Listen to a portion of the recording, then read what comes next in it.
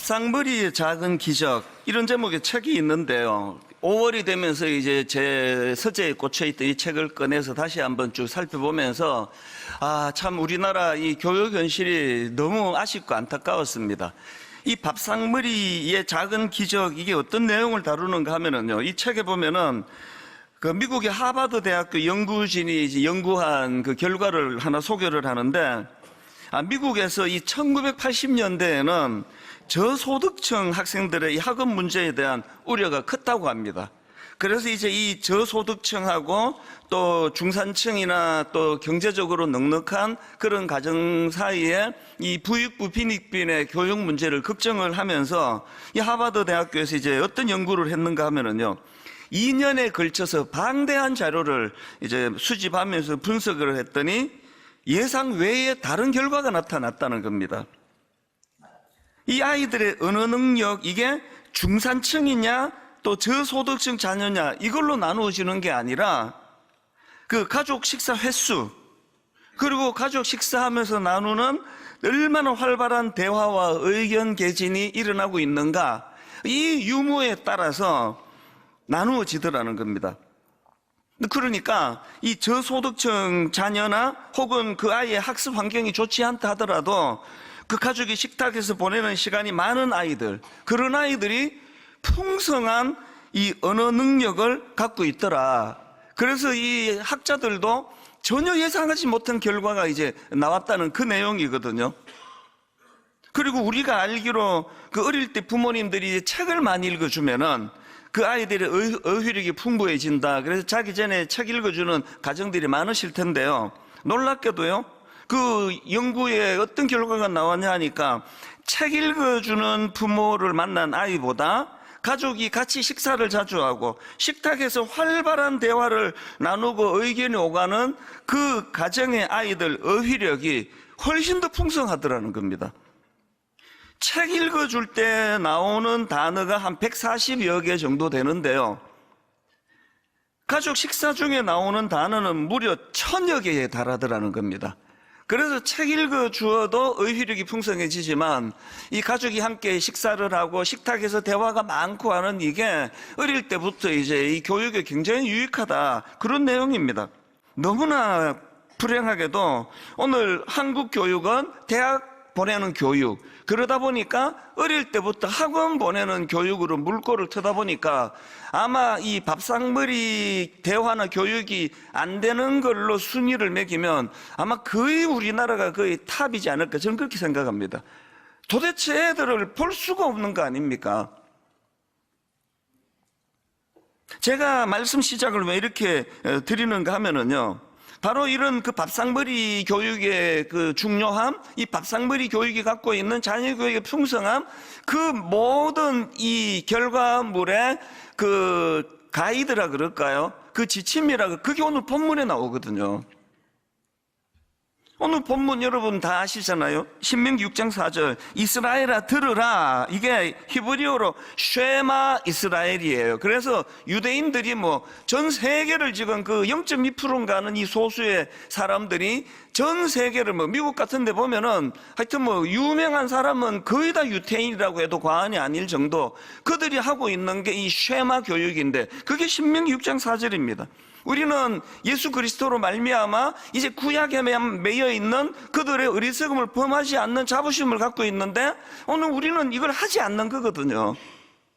이스라엘아 들으라, 쉐마 이스라엘, 우리 하나님 여호와는 오직 유일한 여호와이시니, 기독교 교육의 가장 중요한 핵심이 지금 여기에서 나오는 거거든요. 그리고는 그 다음 5절부터 보니까 너는 마음을 다하고 뜻을 다하고 힘을 다하여 너희 하나님 여호와를 사랑하라. 오늘 내가 너희에게 명하는 이 말씀을 너는 마음에 새기고, 그 다음 보세요.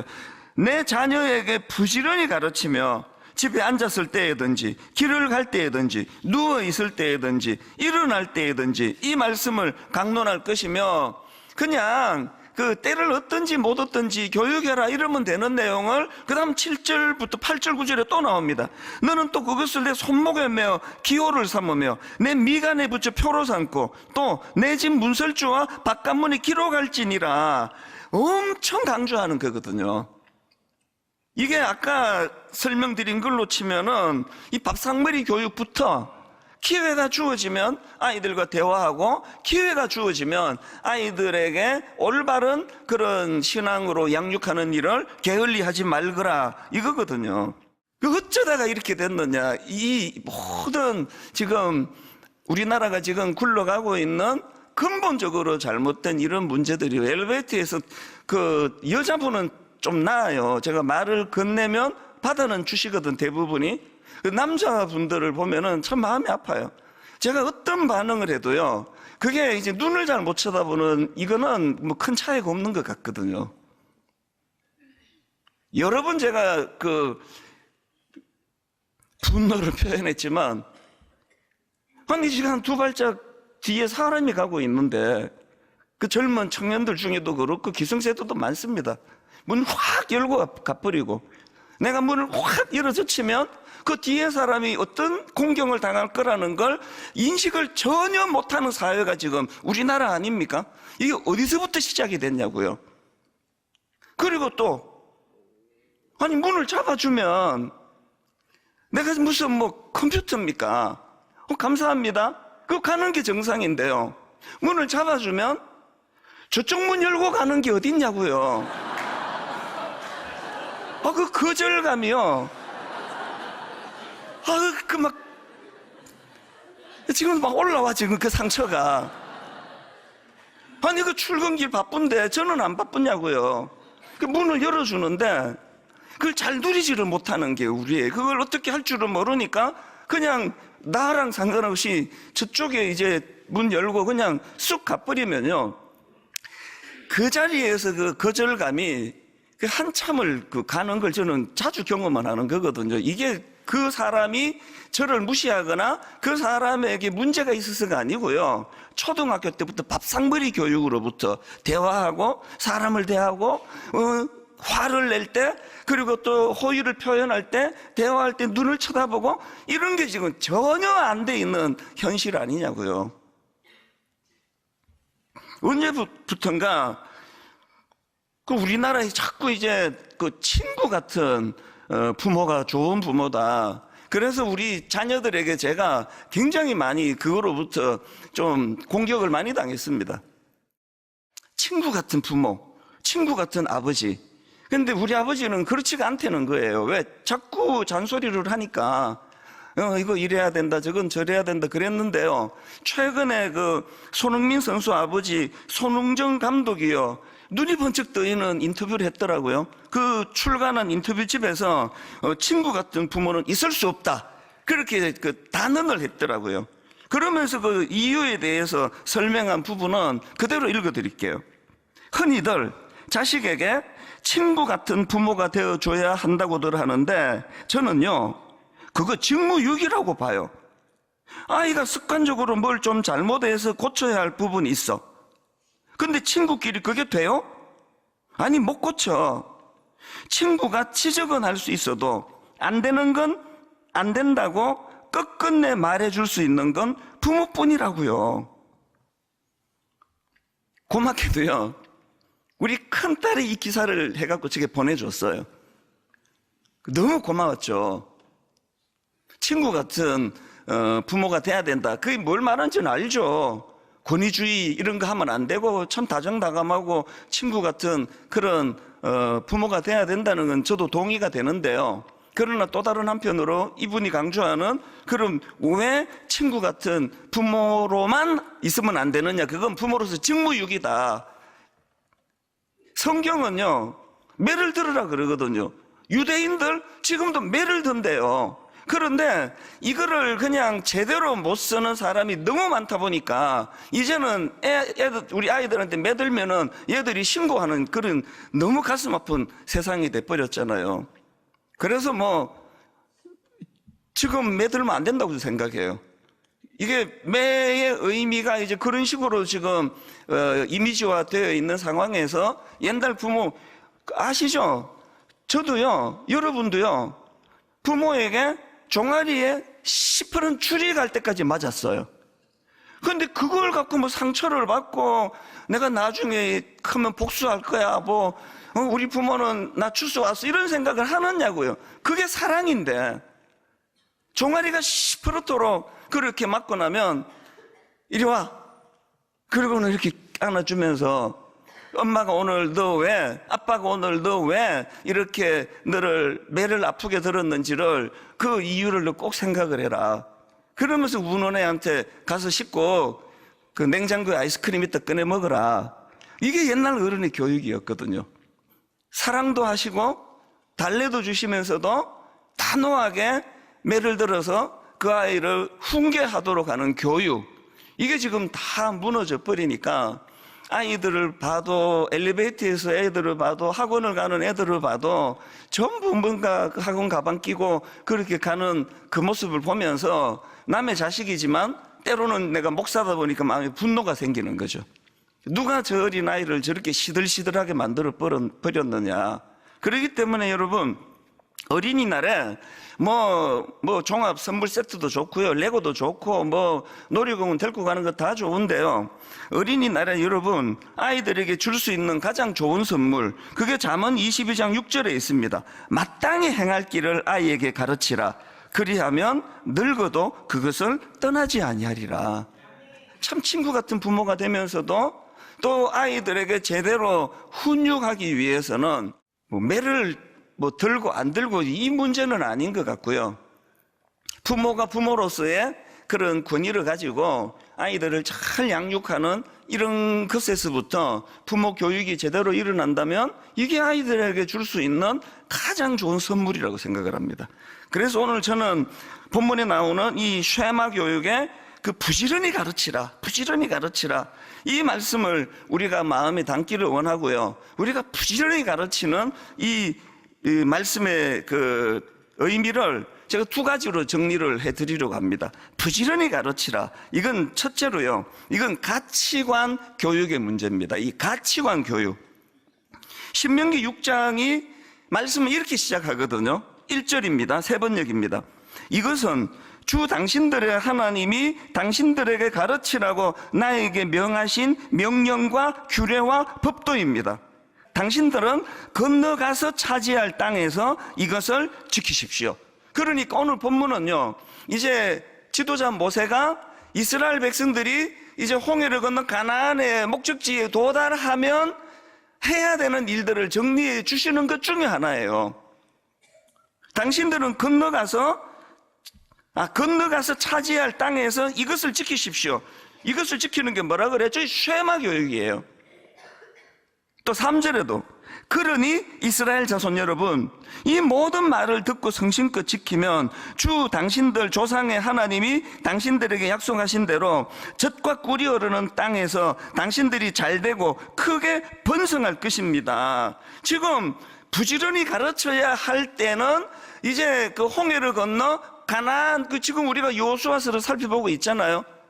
가나안 땅을요, 칼로 총으로 장악을 해서 장악되는 게 아니라는 거거든요. 모세가 지금 백성들에게 당신들이 가나안 땅에 들어간 이후에 이 쉐마 교육이 제대로 이루어지지 않으면 안 된다, 이거를 왜 그렇게 강조했습니까? 지금 가나안 땅에 살고 있는 그 가나안 후손들은 상상하기 어려운 엄난하고 또 문란한 이런 문화를 갖고 있기 때문에 정신 바짝 차리고 자녀들을 가치관 교육, 신앙 교육을 하지 않으면 이게 이제 아이들이 그 가나안에 썩어 빠진 문화에 물들게 될 것이다. 그래서 이제 부지런히 가르쳐야 된다. 아까 들어갈 때도 나갈 때도 미간에도 손목에도 이게 계속 강조하는 게 그거거든요. 여러분, 이스라엘 백성들이 이 모세의 권면을 가볍게 여기다가 여러분 다 아시잖아요.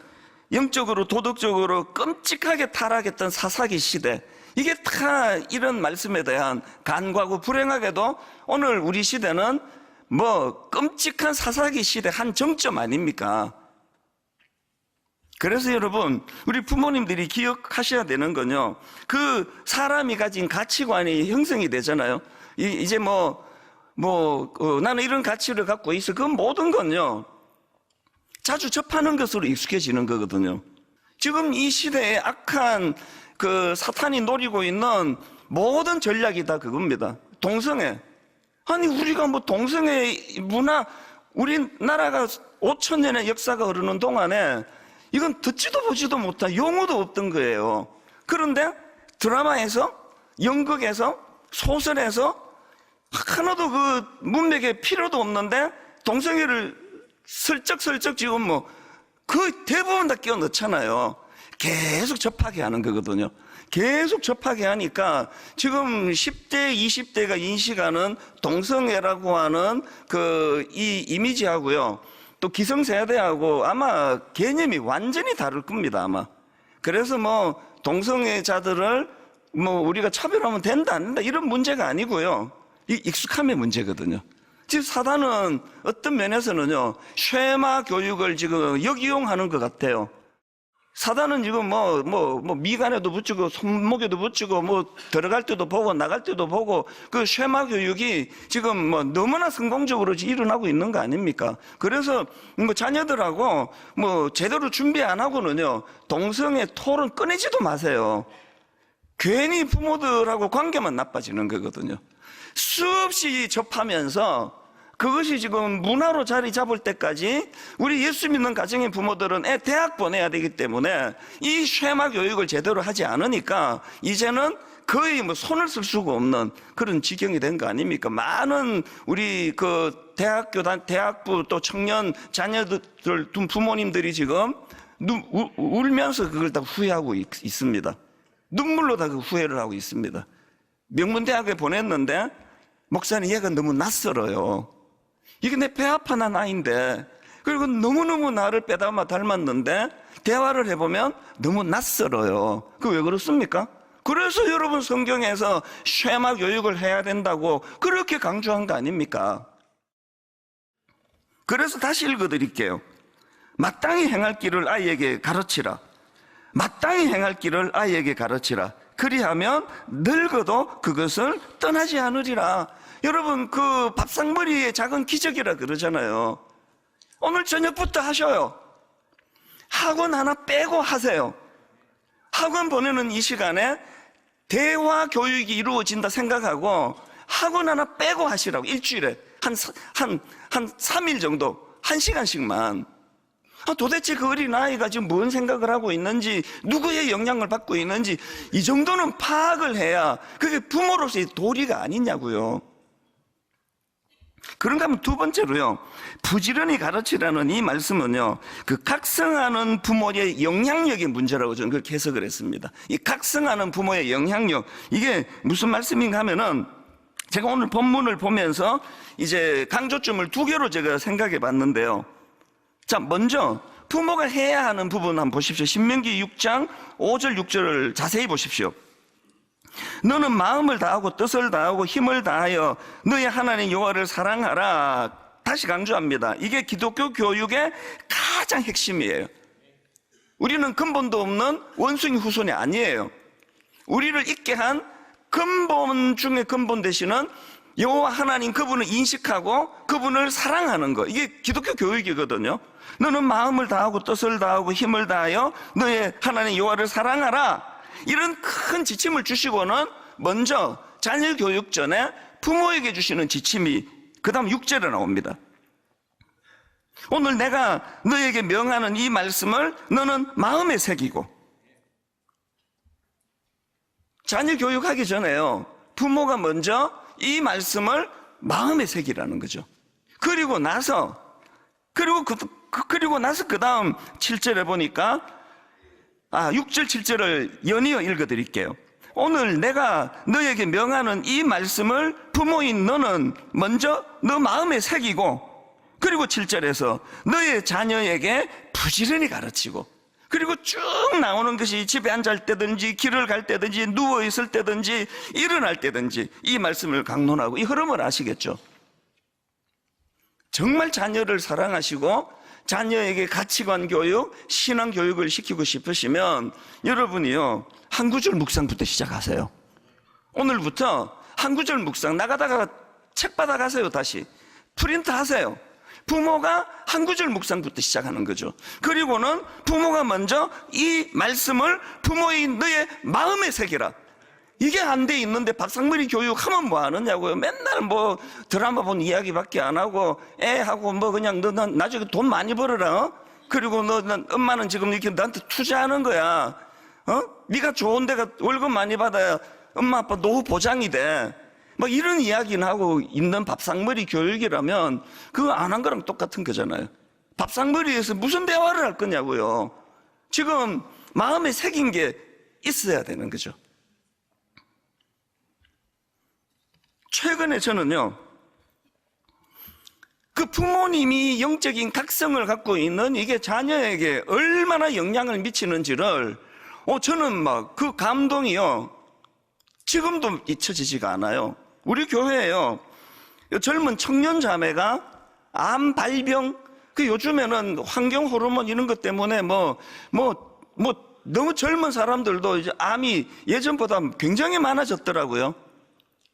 믿음 좋은 우리 교회의 그 젊은 자매가, 미혼 자매가 암 발병이 됐다는 소식을 듣고 제가 참 마음이 쓰이더라고요. 연락을 했습니다. 목사님이 기도해 줄 테니까 시간 있을 때 한번 드림센터로 놀러 와라. 그래서 대화를 하는데요, 이 젊은 청년이 암에 걸렸다 그러니까 약속해 놓고도 부담이 되는 거죠. 이 만나갖고 내가 무슨 말로 위로 어설프게 잘못하면 안 되는데 긴장을 많이 했어요. 그런데요, 이 청년을 딱 만났는데 너무 당황스러운 겁니다. 너무나 의연한 거예요. 아무렇지도 않은 듯. 그 상태가 한 3기 정도 됐으니까 가벼운 게 아니거든요. 그런데 이게 대화를 하다가 보니까 이 자매 자체도 워낙 좋은 자매지만 이렇게 당황스러운 인생의 어떤 면에서는 놀랍고 위기가 왔는데도 너무 담담하게 또 그것을 잘 받는 그 근본적인 원인이 부모 교육에 있었다는 걸 알게 됐죠. 제가 그거를요, 이 자매가 제게 보내준 편지를 읽어드리면 제가 설명하는 것보다 더 잘 이해가 될 것 같습니다. 최근에 보내온 이 자매 편지를 한번 들어보십시오. 저는 예수님을 믿는다고 하지만 세상적인 논리와 가치관을 쫓으며 그 화려함에 취해 살아왔습니다. 인싸이자 건강한 30대로 살던 어느 날 받은 암 진단은 사망 선고와 다름없었습니다. 실제로 의사 선생님은 이렇게 혹이 큰데 몰랐어요? 라며 죽을 수도 있다고 저에게 대놓고 말했습니다. 종양의 크기는 이미 5.5cm로 3기를 선고받았고 림프에도 전이가 된 상태입니다. 여러분, 이 젊은 미혼자의 입장에서 지금 이게 얼마나 난감하고 당황스러운 상황이겠냐고요. 그런데요, 그 다음 한번 들어보세요.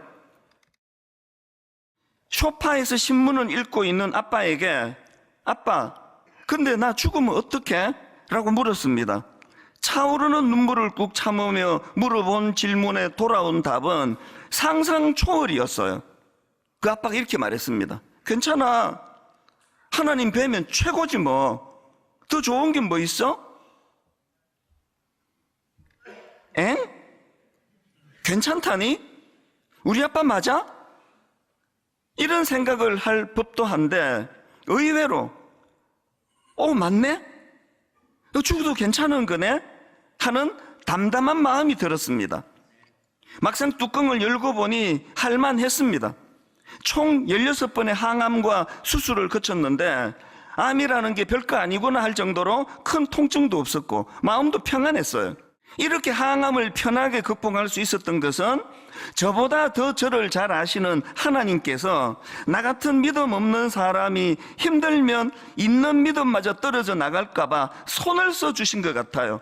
너무 힘들었으면 아마 절망에 사로잡혀서 원망과 불평의 구렁텅이로 빠졌을 테니까요. 또 한 가지, 제 마음속에 깊은 울림이 있었던 것은 저를 위해 간절히 기도해 주셨던 수많은 교회 식구들의 기도를 주님께서 기쁘게 받아주셨다는 확신입니다. 그 다음 놀라워요. 들어보세요. 저는 7개월 만에 완벽한 몸 상태로 회사에 복직하게 되었습니다. 이번 투병 과정을 통해서 저는 하나님께로부터 가장 소중한 선물을 받았지요. 하나님께서 세상에 푹 빠져 있는 저를 더 이상 두고 볼 수가 없으셔서 세상으로부터 하나님께로 돌아오게 하신 거예요. 지금 저는 이전에 거의 무시했던 기도와 말씀 생활을 즐거워하며 가정 예배도 회복하게 되었습니다. 이전보다 주님을 더욱 사랑합니다. 이 집도 가정 예배가 있네요. 이 집도 인생의 위기가 찾아왔는데 그 아버지가 막 이 딸보다 더 당황하고 막 아빠만 나 이제 죽으면 어떻게 하는데 막 아빠가 통곡을 하고 이러면요, 이 자매가 어떻게 그 과정을 견디겠냐고요. 신문 보시다가 아무렇지도 않은데. 이게 부모가 가져야 되는 중심 잡기 아닙니까? 부모는요, 친구 같은 부모도 좋지만요, 그 자녀들이 위기를 만날 때, 인생의 고비가 찾아올 때, 지 친구들로서는 절대로 해결할 수 없는 이런 난감한 일을 만날 때, 그때 그럼에도 그냥 서 계시는 부모를 보고 마음의 회복을 찾아가는 이 원리가, 이게 하나님이 우리 부모에게 주신 사명이라는 걸 여러분이 자각하신다면 먼저 여러분이 말씀을 마음에 담으셔야죠. 그리고 뭐 각종 비싼 핸드폰 사주고 제일 고가의 학원 보내고 하는 이것보다 중요한 것은요, 마땅히 행할 길을 가르치는 거예요. 그리고 마땅히 행할 길을 가르치기 위하여 부모가 먼저, 이게 하나님이 주시는 성경의 원리예요. 부모가 먼저 그 말씀을 묵상하는 거죠. 고상한 부모의 그 입술에서 나오는 교육이 고상한 교육이 되는 거 아니겠습니까? 여러분, 결론을 저는 이렇게 맺습니다. 그 출애굽기 2장에 모세의 어머니 요게벳이 어린 아기를 모세를 갈대상자에 해서 나일강으로 띄우잖아요. 더 이상 부모인 자기가 이 아이를 보호하고 지킬 수가 없다는 사실을 인식하게 됐기 때문에 그렇게 갈대상자에 나일강으로 띄워 보내는데, 그 안에는 어머니 요게벳이 이 아이를 하나님께 맡겨드리겠습니다. 지난주 말씀드렸듯이 저희 어머니가 우리 아들 찬수가 요셉 같은 인물이 되기를 원합니다. 그걸 너는 요셉 같은 인물이 되기를 원한다? 그렇게 하지 않고 왜 기도를 하느냐고요. 어머니는 그렇게 할 힘이 없기 때문에 하나님께 간구하는 거거든요. 5월이 되니까요, 이 찬양이 참 제 어린 시절을 울컥하게 만들더라고요. 나의 사랑하는 책 비록 헤어졌으나 어머니의 무릎 위에 앉아서 재미있게 듣던 말 그때 일을 지금도 내가 잊지 않고 기억합니다. 2절에 3절에 이렇습니다. 예수 세상 계실 때 많은 고난당하고 십자가에 달려 죽임당한 일, 어머니가 읽으며 눈물 많이 흘린 것, 어머니가 읽으며 눈물 많이 흘린 것, 지금까지 내가 기억합니다. 아까 마땅히 행할 길을 가르쳐라 전에 부모인 네가 먼저 이것을 마음에 새겨라, 그 원리 아닙니까? 마지막 4절에 보니까 그때 일은 지나고 나의 눈에 환하오, 어머니의 말씀 기억하면서 나도 시시때때로 성경 말씀 읽으며 주의 뜻을 따라 살려야 합니다. 이 찬양이 가사 그대로 그 혜택을 받은 게 저와 우리 기성세대라고 한다면 이걸 우리 자녀들에게 흘려보내줘야 될 거라고 생각하거든요. 우리 찬양 부를 동안에, 그리고 마지막 4절을 부르면 오늘 유아 세례 받은 우리 아기들과 그 부모님도 단으로 초대하기를 원하고요, 우리 모두가 어우러져서 자녀들을 위하여 기도하기를 원합니다. 지금은 선교 헌금 시간입니다. 이 예배를 통해 삶 가운데 은혜와 회복이 충만하시길 간절히 기도합니다.